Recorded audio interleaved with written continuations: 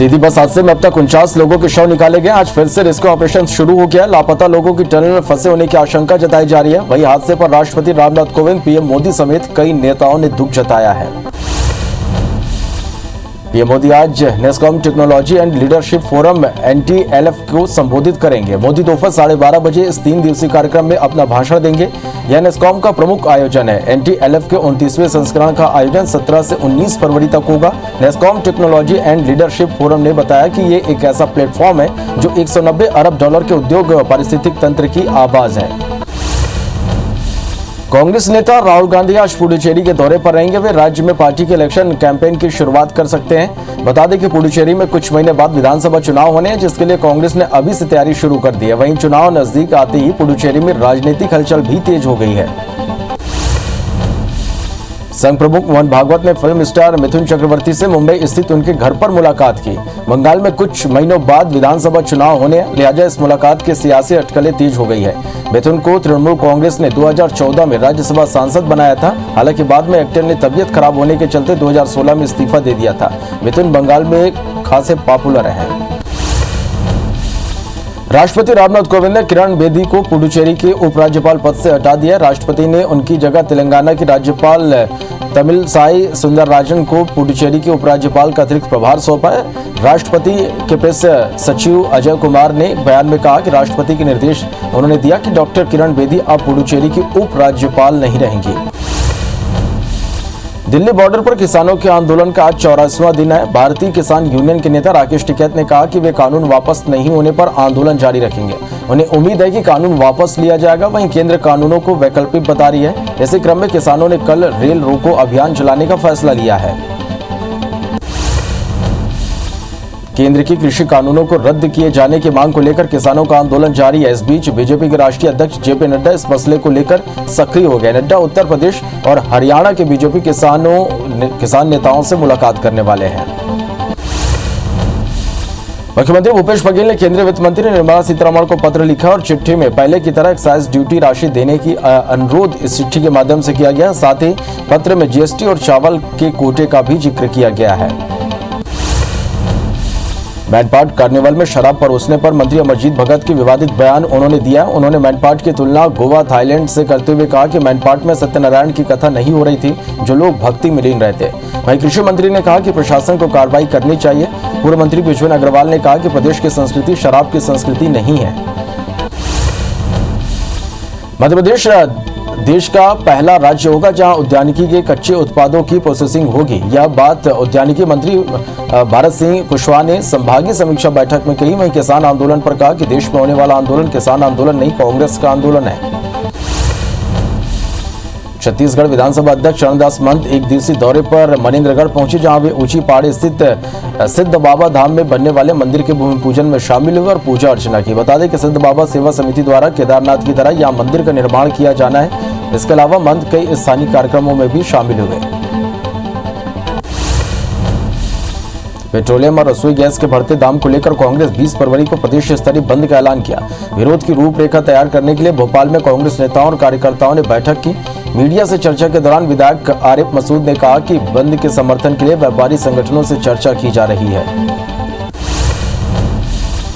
भोपाल में कांग्रेस ने रसोई गैस की टंकी का मृत्यु भोज आयोजित कर महंगाई के खिलाफ विरोध दर्ज कराया। कांग्रेस नेताओं ने प्रदेश कांग्रेस कार्यालय परिसर में बीजेपी सरकार के खिलाफ जमकर नारेबाजी की। कांग्रेस वरिष्ठ नेता PC शर्मा ने पेट्रोलियम और रसोई गैस को लेकर बीजेपी सरकार पर मनमानी करने का आरोप लगाया। महंगाई को लेकर MP की सियासत गरमाते जा रही है। कांग्रेस ने 20 फरवरी को आधे दिन का बंद का ऐलान किया, जिस पर गृह मंत्री नरोत्तम मिश्रा ने कांग्रेस पर निशाना साधा। उन्होंने कहा कि कांग्रेस सिर्फ राजनीति कर रही है। उन्होंने कांग्रेस पर आरोप लगाया कि राजस्थान, छत्तीसगढ़ और महाराष्ट्र में समस्या नहीं दिखती। निकाय चुनाव के बाद अप्रैल में पंचायत चुनाव भी हो सकते हैं। मध्य प्रदेश राज्य निर्वाचन आयोग इसे 3 चरणों में कराने की तैयारी में, जिसके तहत ग्राम, जनपद और जिला पंचायत के चुनाव कराए जाएंगे। जिसका पहला चरण स्कूलों की बोर्ड परीक्षा के पहले हो सकता है। बचे हुए 2 चरण 18 मई के बाद और मानसून आने के पहले करवाए जाने की संभावना है। भोपाल में अब स्कूल फीस देर से चुकाने पर बच्चों को परीक्षा में बैठने से वंचित नहीं रखा जाएगा। स्कूल शिक्षा विभाग ने इस संबंध में स्कूल प्रबंधकों को आदेश जारी कर दिया है, जिसके अनुसार फीस की वजह से बच्चों को परीक्षा देने से रोके जाने पर स्कूल प्रबंधन पर कार्रवाई की जाएगी। विभाग ने पालकों की लगातार आ रही शिकायतों के बाद यह आदेश जारी किया है। बोर्ड परीक्षा में इस बार छात्रों को मिलने वाले उत्तर पुस्तिकाओं के पैटर्न में बदलाव किया गया है। इस बार उत्तर पुस्तिका में छात्रों के नाम और रोल नंबर पहले से प्रिंट नहीं रहेंगे, बल्कि उसके लिए कॉलम बनाकर दिया जाएगा और रोल नंबर के आधार पर स्कूल की ओर से छात्रों को उसे बांटा जाना है। वहीं उत्तर पुस्तिका में पेज की संख्या भी कम की गई है।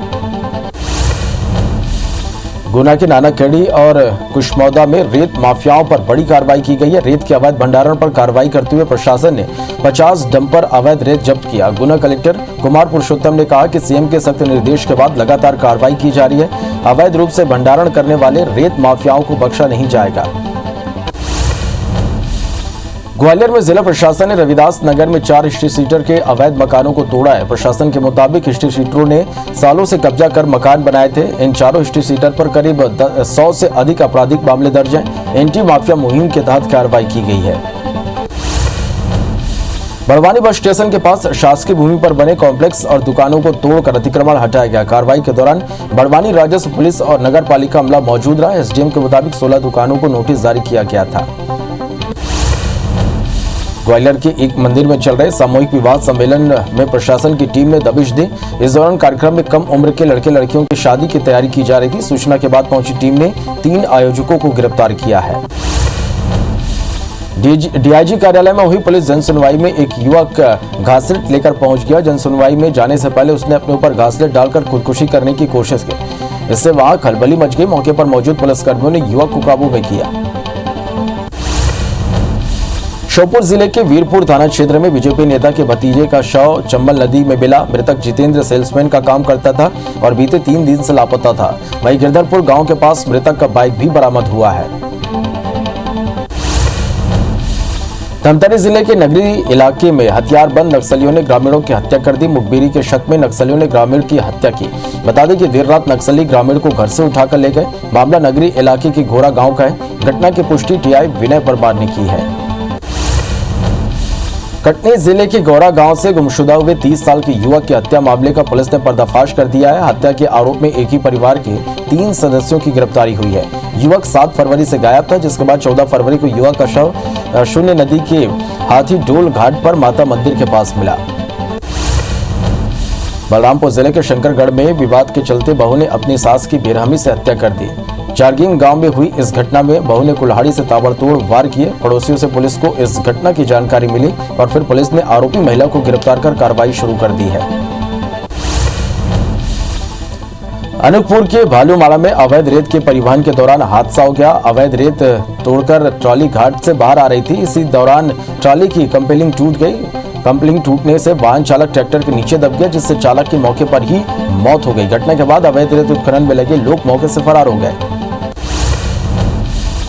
दंतेवाड़ा में नक्सल उन्मूलन अभियान के तहत पुलिस को एक और बड़ी सफलता मिली है। भीमा मंडावी हत्याकांड में शामिल नक्सली के साथ अन्य इनामी नक्सली को पुलिस ने गिरफ्तार किया है। दोनों इनामी नक्सलियों को पुलिस ने तेलंगाना के भद्राचलम इलाके से धर दबोचा है। रायपुर के जिला न्यायालय के केनरा बैंक के एटीएम से 4 लाख रुपए पार करने वाले गिरोह के 2 आरोपियों की जमानत याचिका खारिज कर दी गई है। पिछले दिनों गिरोह ने शहर के अलग अलग इलाके में गुड़ियारी, टिकरापारा और सेजबार इलाके में वारदात को अंजाम दिया था। गैंग ने हाईटेक तरीके से बिना रिकॉर्ड दर्ज हुए 4 लाख रुपए निकाले थे। कवर्धा के जुनवानी में सोना दुगना करने का झांसा देकर ठगी का मामला सामने आया। प्रार्थी गजरू कौशिक ठग के चक्कर में आकर 2 लाख रुपए से ज्यादा के जेवर आरोपी को सौंप दिया, जिसके बाद आरोपी जेवर लेकर फरार हो गया। फिलहाल पुलिस ने 3 आरोपियों को गिरफ्तार कर लिया है, वहीं 3 अन्य की तलाश जारी है। कटनी में मदद के बहाने पैसे लेकर भागने वाले युवक को पुलिस ने गिरफ्तार कर लिया। युवक बैंक से 2 लाख रुपए लेकर जा रहा था, तभी बाइक सवार से पैसे का बैग लेकर बाइक सवार भाग निकले। शिकायत के बाद हुई जांच में पुलिस ने धोखाधड़ी से आरोपियों से 71,000 रुपए बरामद भी कर लिया। दतिया के इकारा की सरपंच रानी परिहार और राजपुर के दलित सरपंच सतीश बंशकार जिला मुख्यालय पहुंचे, जहां उन्होंने एसडीएम को सचिवों की शिकायत की। राजपुर सरपंच का कहना है कि सचिव संतोष यादव उसे फर्जी हस्ताक्षर करके पैसे निकाल लेता है और सरपंच को परेशान भी करता है। वहीं इकारा सरपंच रानी परिहार अपनी व्यथा सुनाते रोने लगी। उमरिया के बांधवगढ़ टाइगर रिजर्व के पनपथा बफर परिक्षेत्र में बाघिन का शव बरामद किया गया। शव की सूचना के बाद मौके पर पहुंचे अधिकारियों ने जांच शुरू कर दी। पार्क प्रबंधन को अंदेशा है कि बाघों के बीच हुए संघर्ष में बाघिन की मौत हुई है। वहीं अधिकारियों की मौजूदगी में बाघिन के शव का पीएम करवाकर अंतिम संस्कार किया गया। भोपाल में बंद पड़ी आइस फैक्ट्री में अमोनिया गैस का रिसाव हुआ। सूचना पर कलेक्टर, कमिश्नर, डीआईजी मौके पर पहुंचकर आसपास के घरों को खाली कराया। गैस लीकेज में करीब 20 लोग प्रभावित हुए। फैक्ट्री संचालक को मौके पर बुलवाकर गैस रिसाव को बंद कराया गया। वहीं फैक्ट्री संचालक के खिलाफ कार्रवाई भी की गई है। भोपाल के आचिद शादी हॉल में गैस रिसने से आग लग गई, जिससे दूसरी मंजिल पर धुएं के साथ आग की लपटें निकलने लगी। इस दौरान हॉल के दूसरी तीसरी मंजिल पर कई लोग ठहरे हुए थे, जिन्हें स्थानीय लोगों ने रस्सी और सीढ़ियों के सहारे बाहर निकाला। वहीं सूचना मिलती मौके पर पहुंची फायर ब्रिगेड की टीम ने समय रहते आग पर काबू पा लिया। देवास के औद्योगिक क्षेत्र में रॉयल इंटरप्राइजेस फैक्ट्री में लगी भीषण आग पर काबू पा लिया गया है। आग के साथ ही कई विस्फोट भी हुई। सूचना मिलने पर पुलिस प्रशासन, नगर निगम अमले सहित 12 से अधिक दमकल मौके पर पहुंची और आग पर काबू पाया। आग कैसे लगी यह भी स्पष्ट नहीं हो पाया। वहीं किसी जनहानि की सूचना नहीं है। धार के राजगढ़ नगर के new Madhukar higher secondary school परिसर में खड़ी बस में अचानक आग लग गई। आग लगते ही क्षेत्र में अफरा तफरी का माहौल बन गया। सूचना मिलते ही फायर ब्रिगेड की टीम मौके पर पहुंची और आग पर काबू पाया। हालांकि इस घटना में कोई हताहत नहीं हुआ। वहीं आग लगने के कारण अज्ञात बताए जा रहे हैं। कटनी जिले के पीडीएस के माध्यम से गरीबों को वितरण होने वाले सैकड़ों क्विंटल गेहूं सिस्टम की भीड़ चढ़ गया। जिले के उबरा गांव सरकारी वेयर हाउस में 500 मीट्रिक टन गेहूं का भंडारण किया गया था। भंडारण किए गए गेहूं का एक लॉट में लापरवाही से घुन लग गया, जिससे सैकड़ों क्विंटल गेहूं बर्बाद हो गया। वहीं बोरियां गल गई है।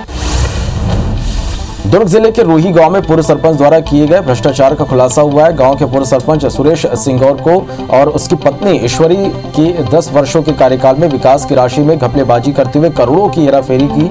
प्रशासन ने जांच के बाद पूर्व सरपंच के खिलाफ फर्जीवाड़ा का केस दर्ज किया है। हड़ताल के चलते 15 दिन से बंद मध्य प्रदेश की उचित मूल्य की दुकानें फिर से खुल गई हैं। सहकारिता मंत्री अरविंद भदौरिया से चर्चा के बाद समिति संचालकों ने हड़ताल स्थगित करने का ऐलान कर दिया। मंत्री ने समिति संचालकों की मांगों का निराकरण करने का आश्वासन दिया। समिति संचालकों ने हड़ताल 1.5 महीने के लिए स्थगित करने की घोषणा कर दी। दुर्ग में बजरंग दल के कार्यकर्ता रिंकू शर्मा की हत्या के मामले में लगातार विरोध प्रदर्शन जारी है। भाजपाइयों ने प्रदर्शन करते हुए दुर्ग कलेक्टर पहुंचकर राष्ट्रपति के नाम कलेक्टर को ज्ञापन सौंपा और आरोपियों को फांसी की सजा देने की मांग की और कहा कि इस तरह की घटना न हो, इसके लिए सरकार काम करे। जबलपुर के मेडिकल विश्वविद्यालय में प्रभारी कुलसचिव को हटाए जाने की मांग पर छात्र संगठनों और भ्रष्टाचार मुक्त भारत संगठन के सदस्यों ने जोरदार प्रदर्शन किया और प्रभारी कुलसचिव के रूप में पदस्थ सुनील खरे को तत्काल रिलीव करने की मांग की। प्रदर्शन के दौरान पुलिस और संगठन कार्यकर्ताओं में धक्का मुक्की भी हुई। धमतरी जिले के ग्राम चरमुड़िया में निर्माण हो रहे उसना राइस मिल का निर्माण ग्रामीण विरोध कर रहे हैं। ग्रामीणों का आरोप है कि मिल संचालक फर्जी एनओसी लगाकर राइस मिल का निर्माण करा रहा है। इसके लिए ग्रामीणों ने प्रशासन से मिल का निर्माण रोकने की मांग की है। ग्रामीणों की नाराजगी को देखते हुए कलेक्टर ने कार्रवाई का आश्वासन दिया है। रायगढ़ के पुसौर में एनटीपीसी के 4000 मेगावाट पावर प्लांट में 2016 में हुई चोरी की एक मामले की सीबीआई ने जांच शुरू कर दी है। सीबीआई की टीम ने प्लांट के 2 विभागों के करीब 8 से 9 लोगों से पूछताछ की है। बताया जा रहा है कि इसमें से 2 अफसर रिटायर्ड भी हो चुके हैं। जशपुर जिले के पत्थलगांव इलाके में अचानक मौसम बदलने के बाद दूसरे दिन भी बारिश हुई। देर रात लगातार बारिश जारी है। अचानक हुई बारिश से सब्जियों की फसल को भारी नुकसान हुआ है। वहीं सैकड़ों क्विंटल धान खुले में पड़ा है। अखरजिया, बथान, दमता सहित कई जगहों में खुले में धान रखा हुआ है, जिससे भारी नुकसान होने की आशंका जताई जा रही है। ग्वालियर व्यापार मेले में गाड़ियों की बिक्री शुरू हो गई। बसंत पंचमी पर शुभ मुहूर्त के हिसाब से करीब 400 2 पहिया, 4 पहिया और अन्य वाहनों की बिक्री मेले से होने की उम्मीद जताई जा रही है। ग्राहक पिछले कई दिन से गाड़ियों की बुकिंग डीलरों के यहाँ कराते आ रहे हैं। उन्हें गाड़ियों की डिलीवरी मिलना शुरू हो गई है। महासमुंद जिले के सबसे पुराने शासकीय खेमराज लक्ष्मीचंद कॉलेज में एल्यूमिनी मीट का आयोजन किया गया। समर्पण एल्यूमिनी एसोसिएशन द्वारा वरिष्ठ और भूतपूर्व छात्रों का सम्मेलन और सम्मान समारोह आयोजित किया गया। समारोह में मुख्य अतिथि के रूप में महासमुंद जिले के कलेक्टर डोमन सिंह और अध्यक्षता एसपी प्रफुल्ल ठाकुर ने की। बलरामपुर में भाजपा के पूर्व संगठन मंत्री राम प्रताप सिंह के जल्द स्वस्थ होने की कामना के लिए पूजा अर्चना की जा रही है। शंकरगढ़ के हर्रा टोली में भगवान शंकर मंदिर में मंडल अध्यक्ष और भाजपा कार्यकर्ता बड़ी संख्या में पहुंचकर राम प्रताप सिंह के ठीक होने की कामना कर रहे हैं। भाजपाइयों ने मंत्रोच्चार के लिए खास तौर पर ब्राह्मण को भी बुलाया।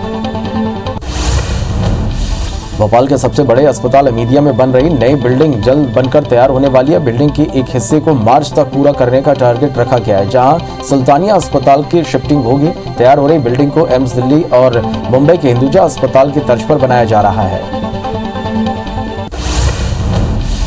कोरोना का टीका लगवाने में फ्रंटलाइन वर्कर्स स्वास्थ्य कर्मियों से भी पीछे हैं। भोपाल में 6 दिन में 91,000 से अधिक फ्रंटलाइन वर्कर्स को वैक्सीनेशन के लिए बुलाया गया, लेकिन इनमें से महज 19,000 कर्मचारी वैक्सीनेशन करवाने पहुंचे, यानी सिर्फ 20% कर्मचारियों ने ही वैक्सीनेशन में रुचि दिखाई। कोर्ट के आदेश के बाद भी ग्वालियर नगर निगम के निलंबित सिटी प्लानर प्रदीप वर्मा अपनी आवाज का सैंपल नहीं देने पहुंचे। ईओडब्ल्यू ने आरोपी के खिलाफ भ्रष्टाचार के तहत प्रकरण दर्ज करने से पहले फरियादी की आवाज रिकॉर्ड कराई थी। आवाज की जांच कराने निलंबित सिटी प्लानर को 3 बार नोटिस देकर बुलाया गया, उसके बाद भी आरोपी सैंपल देने नहीं पहुंचा। दुनिया भर में कोरोना संक्रमितों का आंकड़ा 11,32,00,000 को क्रॉस कर गया, वहीं कुल मौत का आंकड़ा 24,29,000 के पार पहुंच गया। अब तक दुनिया में स्वस्थ होने वालों का आंकड़ा 8,48,00,000 को पार कर गया। वहीं दुनिया में 2,27,00,000 से ज्यादा एक्टिव मरीजों का इलाज जारी है। देश में कोरोना संक्रमितों की संख्या 1,09,37,000 के पार पहुंच गई है। देश में एक दिन में 11,794 मरीज ठीक हुए हैं। कोरोना से अब तक 1,55,949 मरीजों की मौत हो चुकी है। वहीं देश में एक्टिव केस 1,33,000 के पार हो गए। हालांकि पिछले 24 घंटे में नए मरीजों का आंकड़ा 11,573 रहा। देश में महाराष्ट्र कोरोना संक्रमण मामलों में पहले स्थान पर बना हुआ है। मध्य प्रदेश में कोरोना के 233 नए केस, संक्रमितों का आंकड़ा 2,58,000 को पार हो गया। प्रदेश में 24 घंटे में 3 मरीजों की मौत से कुल आंकड़ा 3,841 पहुंच गया। वहीं 221 मरीज के स्वस्थ होने से अब तक 2,52,385 मरीज डिस्चार्ज हो चुके हैं। अभी प्रदेश में 1,856 एक्टिव मरीजों का इलाज जारी है। इधर छत्तीसगढ़ में 24 घंटे में कोरोना के 250 नए मरीजों से आंकड़ा 3,09,000 को पार कर गया। वहीं एक्टिव मरीजों की संख्या 2,905 पहुंच गए। 6 मरीजों की मौत से आंकड़ा 3,783 पहुंच गया। राज्य में 261 मरीजों के डिस्चार्ज होने से आंकड़ा 3,02,000 को पार कर गया। वहीं रायपुर में 59, दुर्ग में 63 और राजनांदगांव में 20 नए संक्रमित मिले हैं। ग्वालियर जिले के पटेल नगर में चोरी का मामला सामने आया। जालंधर से आई पेइंग गेस्ट 2 युवती पर 25 लाख रुपए और 12 तोला सोना चोरी करने का आरोप है। दोनों युवती 600 रुपए में मकान लेकर रह रही थी। यूनिवर्सिटी थाना पुलिस मामला दर्ज कर जांच कर रही है। कटनी की ओबरा गांव के वेयर हाउस में रखे 1,000 मीट्रिक टन गेहूं खराब होने के कगार पर। प्रशासनिक लापरवाही के चलते गेहूं में घुन लग गया। गेहूं की खरीदी 2019-20 में शासकीय उपार्जन केंद्र ओबरा में खरीदी हुई थी, लेकिन रखने के लिए सही व्यवस्था नहीं की गई, जिससे गेहूं खराब होने लगा। मामले को लेकर किसान मोर्चा के बीजेपी जिला उपाध्यक्ष ने जिम्मेदारों पर कार्रवाई की मांग की है।